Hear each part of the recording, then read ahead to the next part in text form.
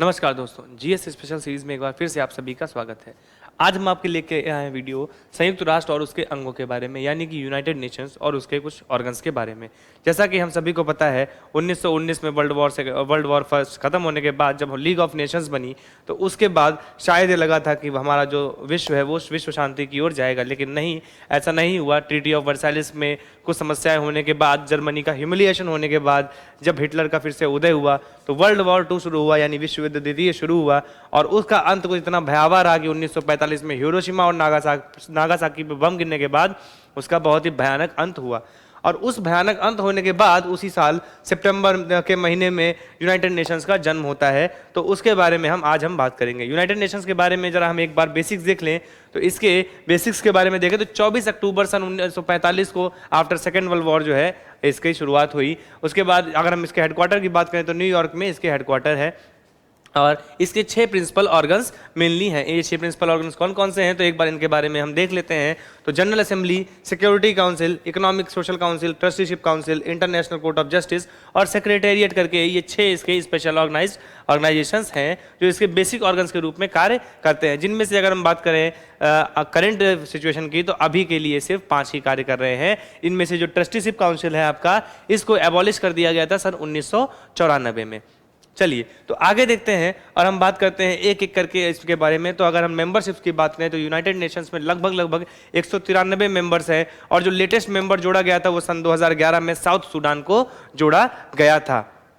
अगर हम इसकी शुरुआत करें एक एक ऑर्गन के बारे में समझने की, तो सबसे पहला जो इसका मोस्ट इंपॉर्टेंट ऑर्गन हो जाता है वो इसका हो जाता है यूनाइटेड नेशन जनरल असेंबली के बारे में।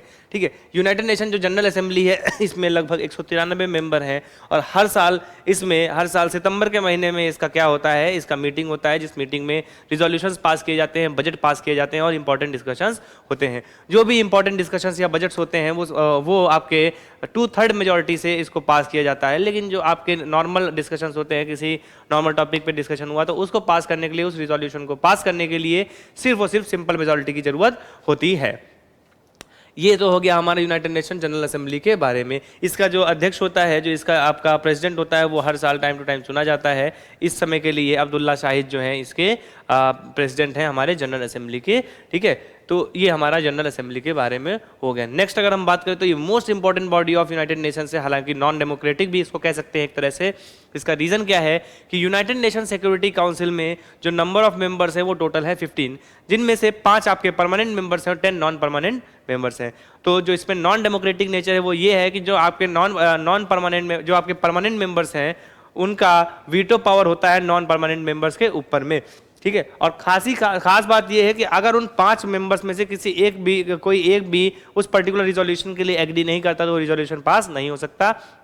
और इसी कारणवश यूनाइटेड नेशन सिक्योरिटी काउंसिल का काफी टाइम से क्रिटिसिज्म भी होता चला आया है, टाइम टू टाइम। ठीक है, तो ये हमारा हो गया यूनाइटेड नेशन सिक्योरिटी काउंसिल के बारे में। 5 परमानेंट मेंबर्स होते हैं। वो परमानेंट मेंबर्स कौन कौन से हैं, तो चाइना, फ्रांस, यूएस, यूके और रशिया आपके 5 परमानेंट मेंबर्स हैं। और यूनाइटेड नेशन सिक्योरिटी काउंसिल में रशिया के होने के कारण ही अभी तक कोई भी प्रॉपर एक्शन नहीं लिया जा पाया है रशिया के खिलाफ। अगर हम नेक्स्ट देखें तो नेक्स्ट हमारे पास है इकोनॉमिक एंड सोशल काउंसिल। तो बेसिकली जो हमारे यूएन के डेवलपमेंट प्रोग्राम्स चलते हैं इकोनॉमिक एंड सोशल कॉज के लिए, वो सारे के सारे प्रोग्राम इसी के अंडर में चलते हैं। इसी का मेन कार्य होता है उन प्रोग्राम्स का इम्प्लीमेंटेशन करना। बेसिकली ये इकोनॉमिक्स और सोशल डेवलपमेंट के लिए काम करते चले आए हैं, और टाइम टू टाइम इस पर मीटिंग्स होती हैं जनरल असेंबली में, और इसके द्वारा रिकमेंडेड टॉपिक्स पे ही वहाँ पर पॉलिसी रिव्यू होता है। पॉलिसी रिव्यू होने के बाद उस पर फर्दर क्या डेवलपमेंट किए जा सकते हैं, ये हमारे इकोसॉक के अंतर्गत आता है। ठीक है, तो इसमें टोटल लगभग 54 मेंबर्स होते हैं जो जनरल असेंबली द्वारा 3 साल के कार्यकाल के लिए चुने जाते रहे हैं। ट्रस्टीशिप काउंसिल की बात करें तो 1945 में ट्रस्टीशिप काउंसिल उन लोगों के लिए बनी थी, उन देशों के लिए बनी थी, दरअसल उन राज्यों के लिए बनी थी जो लीग ऑफ नेशंस के मैंडेट के बाद कहीं ना कहीं जो ट्रांसफर ऑफ स्टेट्स हुआ था। दरअसल 1918 में जब आपका वर्ल्ड वॉर फर्स्ट खत्म हुआ तो उसमें क्या हुआ, उसके बाद कई टेरिटरीज को आपस में बांटा गया था। तो ये कहा गया जो ट्रस्टीशिप काउंसिल है वो जब तक ये पर्टिकुलर जितने भी स्टेट्स हैं वो सारे के सारे इंडिपेंडेंट या सेल्फ गवर्नेंस नहीं करने लगते तब तक ट्रस्टीशिप काउंसिल के अंतर्गत उनका जो है कार्यभार देखा जाएगा। 1994 तक आते आते लगभग सभी जो 11 देश थे वो 11 देशों को अपनी सेल्फ गवर्नेंस मिल गई, वो खुद अपने लेवल पे अपने गवर्नेंस को देखने लगे। उसके बाद से इसको एबॉलिश कर दिया गया। तो सन 1984 में सभी ट्रस्ट टेरिटरीज थी जब जैसे ही इंडिपेंडेंस गेन की उसको एबॉलिश कर दिया गया क्योंकि उसका जो कार्य था वो खत्म हो चुका था। अगला देखें दोस्तों तो इंटरनेशनल कोर्ट ऑफ जस्टिस भी बहुत इंपॉर्टेंट टॉपिक हो जाता है। 1920 में जो permanent court of justice international justice बनी थी पीसीआईजे, उसको दोबारा से वर्ल्ड वॉर सेकेंड के बाद री इस्टेब्लिश किया गया इंटरनेशनल कोर्ट ऑफ जस्टिस के नाम से।